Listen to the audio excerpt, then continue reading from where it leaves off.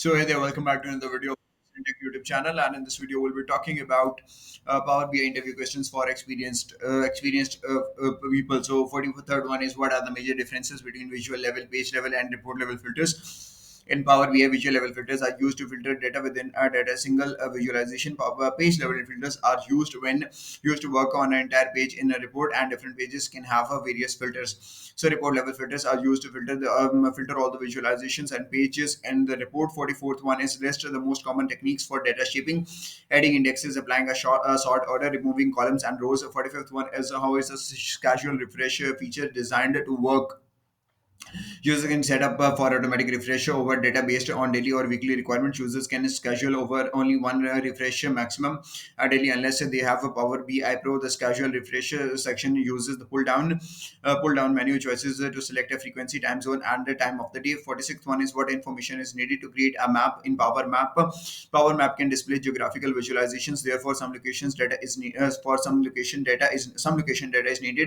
For example, city, state, country, or latitude and longitude. 47th one is what which in memory analytics engine does Power Pivot use. So Power Pivot uses the X Velocity engine. X Velocity can handle the huge amounts of data, storing data in it's like columnar databases. All data gets loaded into RAM memory when you use in memory analytics, which boosts the pre-processing speed. 48 one is mentioned important components of SaaS.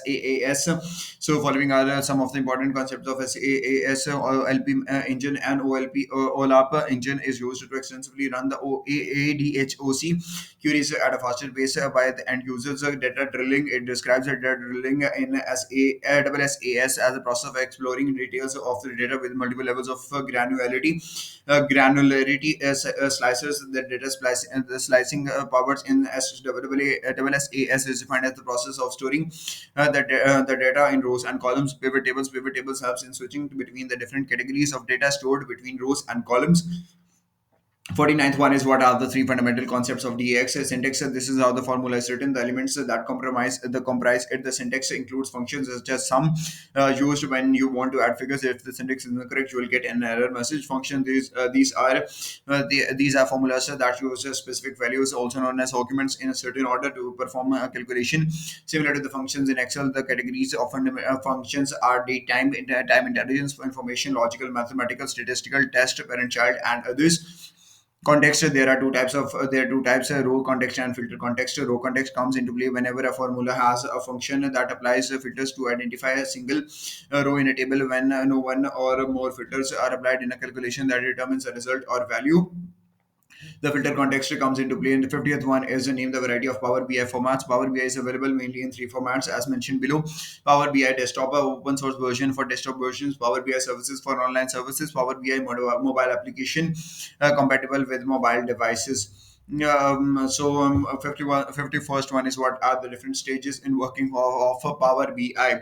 There are three different stages in working on Power BI explained below: data integration, data presentation. So the first one is data integration. The primary step in the business intelligence is to establish a successful connection with the data source and integrate it to extract data for processing. Data processing, and then the next step in business intelligence is data processing. Most of the time, the raw data also includes unexpected, erroneous data. Sometimes a few data cells might be empty. The BI tools needs to interpret the missing values and inaccurate data for processing in the processing stage. The next one is data presentation, the final stage in business intelligence, in is analyzing the data from to getting the source and presenting the insights using visually appealing graphs and interactive dashboards. So the 52nd one is which professionals use Power BI the most.